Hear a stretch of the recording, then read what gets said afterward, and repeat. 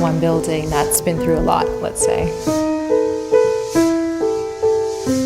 Everything from the events of 1963 and 1964, that was the first wave of violence, and the very first wall that was built between Greek and Turkish Cypriots just in front of the building, and then tense relations thereafter leading to the events of 1974.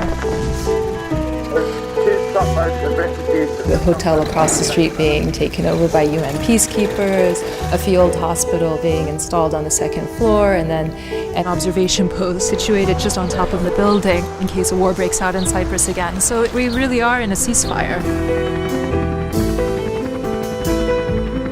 It's called the demilitarized zone, but it's actually very militarized and very politicized and defined by security and control across different zones of understanding.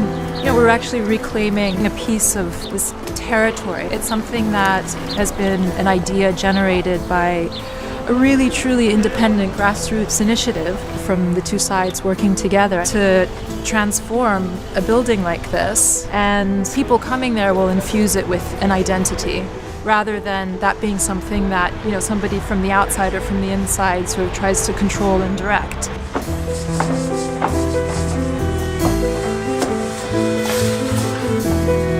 As far as I know, the mission of the UN in the buffer zone is to prevent any alteration in the status quo. And the rationale behind it is that any alteration would possibly mean creation of conflict.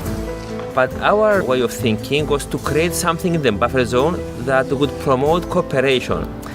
And that was a unique approach that, in a way, confused even the authorities.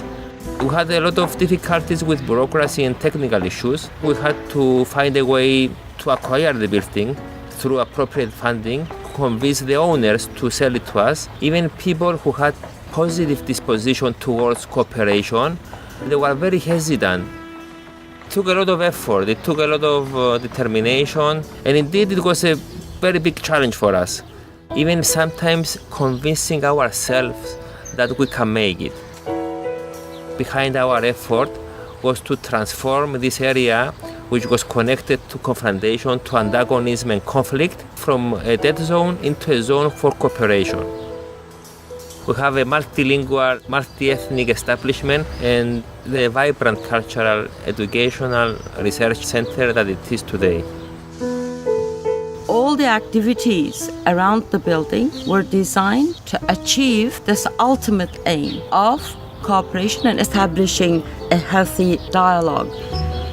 We hold workshops, teacher training seminars, conferences, and many other meetings within different communities and also organizations, different organizations.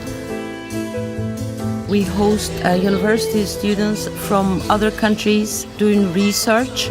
We also have a library, and within the library we have created a Cyprus Critical Archive with invaluable resources about critical times in history. The home showcases tolerance, respect, and functional multi-perspectivity. We had difficulties overcoming our prejudices, our upbringings, so we had to reach a consensus, and we have managed that. I think we're giving a very important message here to our politicians, that if there's a will, there's a way.